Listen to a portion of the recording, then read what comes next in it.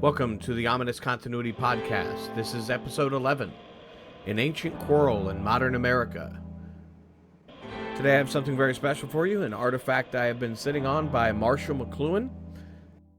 If you have reviewed previous episodes, we are going to be at the stage of the reintroduction of the liberal arts education into America in the 1940s via the liberal arts movement with Robert Maynard Hutchins, Mortimer Adler, Scott Buchanan, Stringfellow Barr, and the Union Now project exposed by Carroll Quigley as the basis for the World Federation, Atlantic Union, Lionel Curtis, Philip Kerr, Lord Lothian, Cecil Rhodes, expansion of England, J.R. Seeley, creation of international relations as we know it through the mechanisms of the Council on Foreign Relations and the Royal Institute of International Affairs around the world.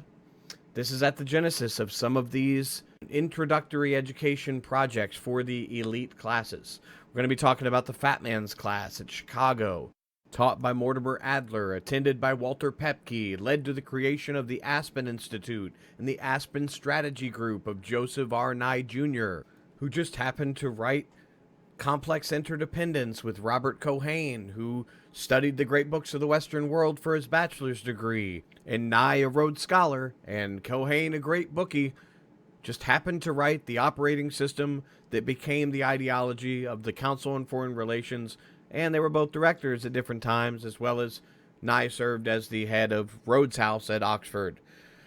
And the Romance of Commerce and Culture. It's a book you should look up if you are interested in these topics today. I would definitely recommend checking out the previous episode, The American Revolution of the Mind, which is going to set you up really nicely for what we're going to be covering today, as the reintroduction of the trivium in Latin and Greek, and this prized always looking back and glorifying the Greek polis and polity, which we found in the last episode was a contrary to some of the ideas of John Adams, Noah Webster, Thomas Jefferson, and Thomas Paine. Unthinking the Greek Polis. Highly recommend checking out that book as well. All right, we're going to get to it. If you'd like to support my work, please check out unityofthepolis.com, my Patreon at patreon.com/UOP media. I have a lot of new things coming out soon. This is one I've been waiting to share with you. For those of you familiar with my talks on the Trivium in the past, you're going to be familiar with a lot of these characters. We have Marshall McLuhan in 1946 discussing the Great Books of the Western World project, which he was an advocate for. A year or two after this was published, he contacted Robert Maynard Hutchins and hoped to put forth his own proposal for a curriculum at the University of Chicago, wanted Robert Maynard Hutchins to secure Ford Foundation funding because he used to be the president. For those of you that have my personal research brain, you're going to know Robert Maynard Hutchins because I started my brain over 10 years ago with the Yale Institute of Human Relations. This was the precursor to the Tavistock Institute of Human Relations, chaired by Robert Maynard Hutchins, the same fellow we have today pushing the great books of the Western world at the University of Chicago as the youngest dean ever of a university in the United States. Robert Maynard Hutchins got his start with a grant from the Rockefeller Foundation in 1929, over $2 million, to pursue frustration and aggression studies, as well as oversee the importation of Wundtian psychology into a systems theory environment at Yale University. I have cataloged all of this, as well as the executive committee of this Yale Institute of Human Relations, and their ties to the Council on Foreign Relations, the Pilgrim Society, the Inquiry, the Tavistock Group, the Rhodes-Milner Roundtable Group. And here we have Robert Maynard Hutchins, later at the University of Chicago, supervising the Great Books of the Western World project with Mortimer Adler and those that are pushing for a World Federation and World Constitution. Robert Maynard Hutchins was also allowing the Manhattan Project's first developments, led by Enrico Fermi, to take place underneath Stagg Field at the university.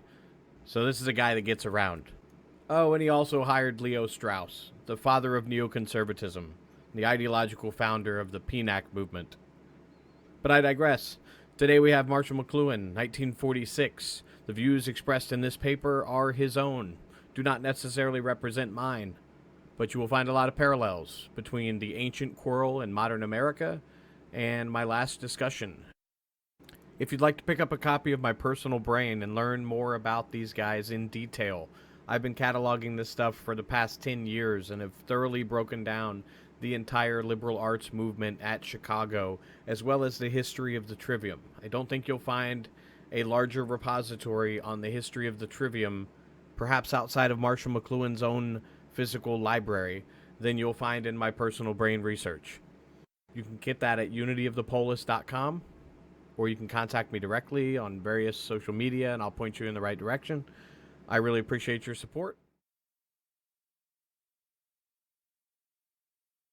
An Ancient Quarrel in Modern America by Marshall McLuhan.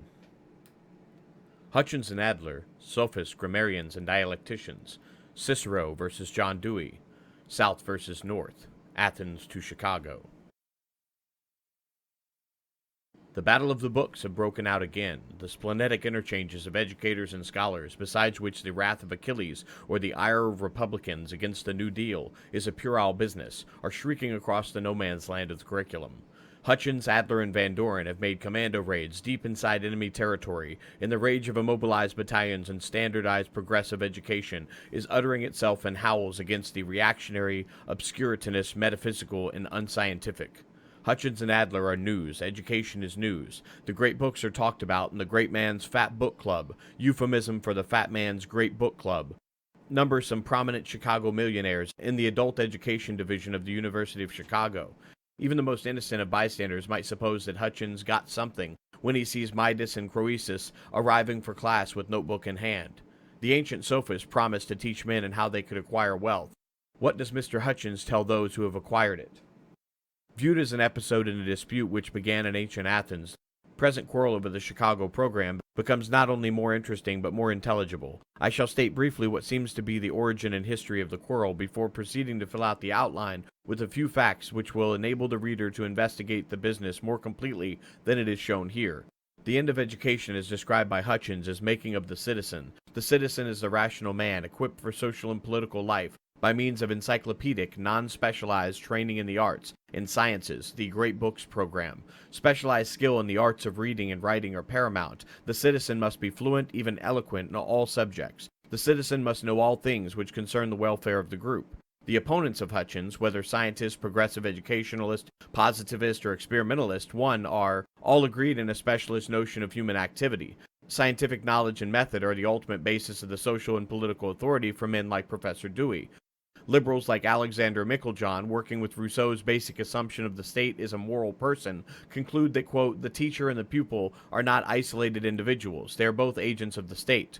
Education as conceived by the liberal opponents of Hutchins is more concerned with making the individual useful to the state than with making the individual potentially a ruler of himself and the state. Whereas Hutchins' program would make every citizen a potential ruler, the, quote, liberals conceive rather of the individual as a technological functional unit in the state. McLuhan employs the analogy of the individual as a note in the musical score of society, whereas Hutchins thinks of each person as a complete musical work. Again, Hutchins adopts the classical view of man as a rational animal, and hence a political animal. The state, from his point of view, is an association of autonomous persons. Opposed to this, a conventional representative of the 19th century social thought, such as Dewey or McLuhan, regards the collectivity as the basic thing. The individual has no nature which is conferred on him by the collectivity. Man is not a rational animal.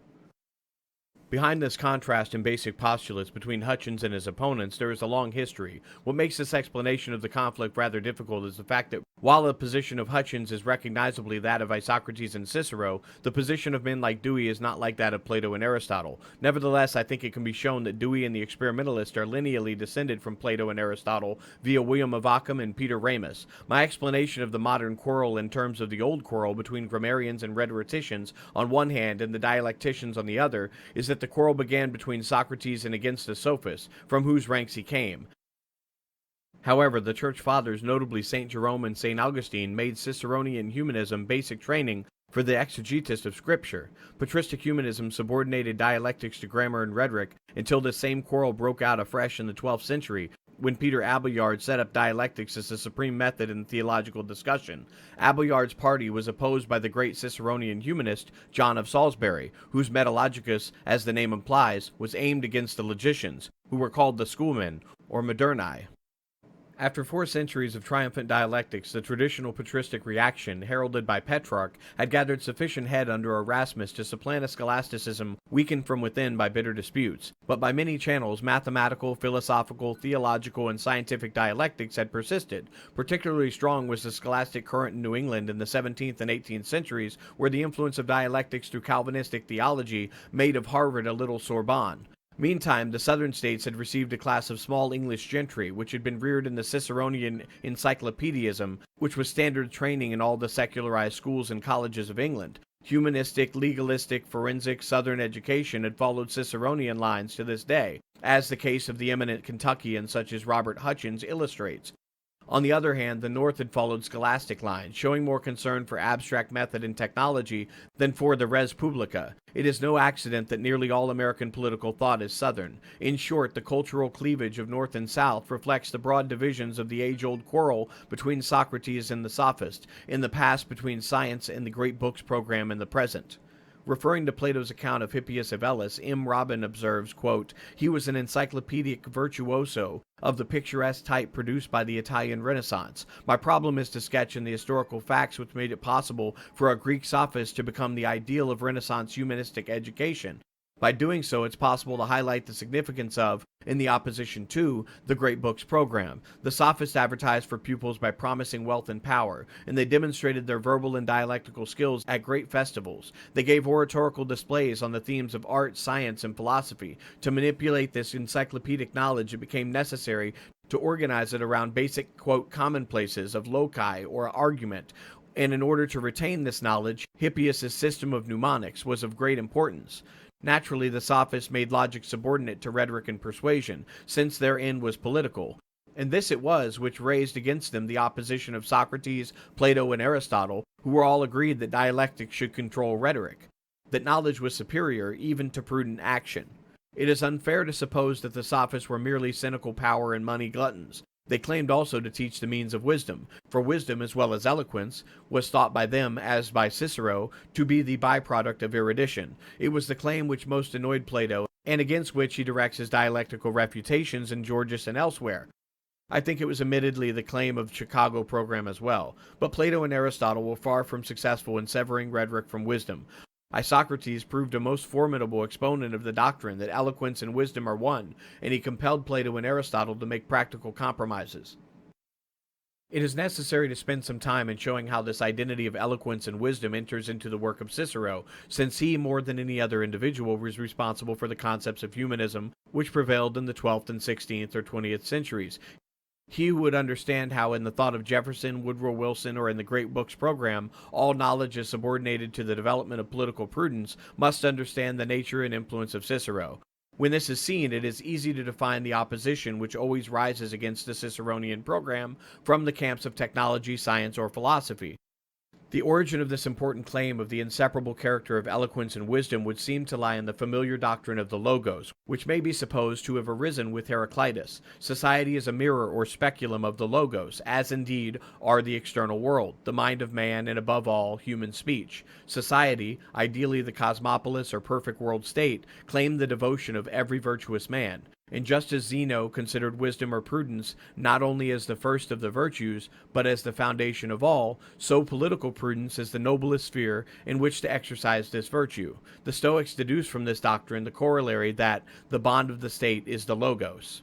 Viewed from the standpoint of the doctrine of the logos, man is distinguished from the brutes by speech, as he becomes more eloquent as he is less brutish, as he becomes less brutish as he becomes more wise. There is thus no conflict between eloquence and wisdom, and since eloquence is the means to political power, the great orator, the great statesman, the great philosopher are one and the same. Boccaccio could hail Petrarch as him whose heart was abode of the Muses in the sanctuary of philosophy and eloquence. If there was one word oftener used by Cicero, one which better describes his position than another, it is humanitas. When we speak of the humanities today as opposed to technology, the physical sciences, or highly specialized disciplines such as logic, we mean what Cicero and Scipio meant. Scipio introduced into Roman society the atmosphere of Stoicism, known as humanitas. This included an aversion to war and civil strife, an eagerness to appreciate the art and literature of Greece, and an admiration of the ideals depicted by Xenophon, of the ruler of Cyrus, or the citizens of Socrates. For Cicero, the complete orator, the doctus orator, is the ideal philosopher, ruler, citizen. Moreover, quote, whatever the theme, from whatever art of whatever branch of knowledge it is taken, the orator, just as if he had got up the case for a client, will state it better and more gracefully than the actual discoverer and the specialist. Just precisely what is implied in this last statement can be found in the pioneer investigations done by M. Moreau on the education and work of St. Augustine. Even earlier, de la Briolée had shown how the encyclopedic equipment of the classical grammarian, who was competent to give an explication as a poet, was likewise required by the exegetist of Scripture. Confronted with the inexhaustible riches of a passage of Scripture, St. Augustine wishes for an ideal theologian who combines all the virtues of Quintilian's grammarian and Cicero's orator. St. Augustine, who was the educator of the entire Middle Ages, was himself just this sort of writer. He wrote treatises on the liberal arts. He had become acquainted with the philosophy by reading the Hortensius, the lost treatise of Cicero. There was no eloquence without philosophy in St. Augustine. He also became an historian in the best tradition of his De Civitas Dei, and his De Doctrina Christiana is the charter of Christian education, laying down Ciceronian bases for all teaching in the next centuries. After this brief indication, the opposition of Plato and Aristotle to the ideal of knowledge subordinated to the service of action or political prudence, followed by a reference of Cicero's consolidation of the political ideal, and the way in which Cicero's program became the basis for patristic humanism, it remains to sketch quickly the subsequent stages of this development. The cultivation of rhetoric and eloquence in the Middle Ages was primarily for exegesis and homiletics, but increasingly it became associated with the law faculties. The authoritative statement of L.J. Patau will clarify the confused notions which are generally held by these subjects. Quote, there is abroad a generally erroneous notion about religious instruction in the Middle Ages. Any close inspection of the work of the medieval schools reveals by rather startling fact that they offered extremely little religious instruction. It is equally surprising to find that theology was taught in comparatively few universities in the Middle Ages, whereas the faculty of law was lacking in not a single one of them. An important fact of the history of the Ciceronian tradition is that grammar and rhetoric, everything we know as humanism, were not supplanted by dialectics in Italy as they were in France, Germany, and England. Italy's great tradition kept grammar and rhetoric in the foreground, so that there's nothing strange in the fact that Petrarch got his literary training in Bologna at the law school. However, most of the Italian monks who would ordinarily have been studying Cicero and Quintilian at Monte Cassino and other such places had gone off to Paris to study logic. Thus, Petrarch's complaint about the state of the classical studies in Italy at the time was well founded. Thus, the Goths and the Huns of learning, of whom Petrarch and Erasmus never tired to speak, were the logicians of Sorbonne and Oxford. The logicians were the Moderni. The humanists called themselves the Antiqui Theologi because they were sponsoring the revival of the old patristic methods and exegesis against the new speculative systematic theology. In traversing so many centuries with a view of setting up the fingerpost for those interested in the ancient quarrel of rhetorics and dialectics, only the sketchiest methods are feasible. I must now assume that the existence at least of this quarrel between humanism and something which is variously designed as, quote, scholastic philosophy, dialectics, and the scientific spirit has been indicated. For the purpose of rounding off the paper, it's necessary to observe the stage of battle which occurred in the 16th century, since every historian of modern literature and thought is accustomed to take these bearings from that century. No more impressive evidence of the continuity of the Ciceronian tradition could be given than that of L.K. Bourne in his preface to Erasmus's Education of a Christian Prince. Discussing the numerous manuals of this class, he says, quote, that there is continuous line of succession, at least from the time of Isocrates with his Ad Nicolum to the 20th century, is beyond question. The Gargantuous of Rabelais is likewise a treatise on humanistic education for the prince, just as much as More's Utopia, Castiglione's Courtier, Ascham's Schoolmaster, and Spencer's Faerie Queene. As one reads the earliest 18th century Bird of Westover, one is in contact with the Ciceronian humanist who began every day while reading Greek and Latin, a man whose training was legalistic and whose interests were political for some reason, says L.B. Wright. Quote, Southern colonists were less introspective than their contemporaries in New England. The reason for this dichotomy lies in the divergent education of the two sections of America. Whereas the Southerner pursued the linguistic and legalistic learning of 16th century humanism, the New Englander was nourished on logic and speculative or systematic theology. Whereas the Southerner had the practical, political, and social bias of the Renaissance gentleman intended to study letters and law, the New England was absorbed in the most recondite theological problems of human depravity, grace, foreknowledge, and free will. The stages by which are made the transition from high theology to high finance have analyzed R.H. Tawney's Classic Religion in the Rise of Capitalism. Without proceeding into the kind of detail possible only in a book, I have done what I could to suggest that behind the immediate controversy about the Great Books program lies not only the basic cleavage of American culture, but a quarrel whose roots are in ancient Greece, between the speculative dialectician and the scientist who says that, quote, the glory of man is to know the truth by my methods, and the eloquent moralist who says that, quote, the bliss of man is good government carried on by copiously eloquent and wise citizens. There need be no conflict. Conflict, however, will inevitably arise between parties when either attempts to capture the entire education of an age or a country. It would seem to be a matter of distributing time for these studies. The Ciceronian, particularly in a democracy, could reasonably have charge of all education until graduation from college, whether that occurs at 18 or 21. Intimate association with the scientific spirit, whether inculcated by logic and dialectics or by the physical sciences, can very well afford to be postponed to the stage of graduate study. It would seem, however, that some knowledge of the history of the present dispute would serve to diminish the fog and the passions aroused at present, and would substitute some light for much heat. Of course, no human difficulties ever seem inevitable to the historical gaze. Reasonable inquiry would deprive us of that major distraction from boredom, which is invariably sought in hasty accusation and warm rejoinder, where both parties raise convenient inconsequence to the level of intellectual virtue.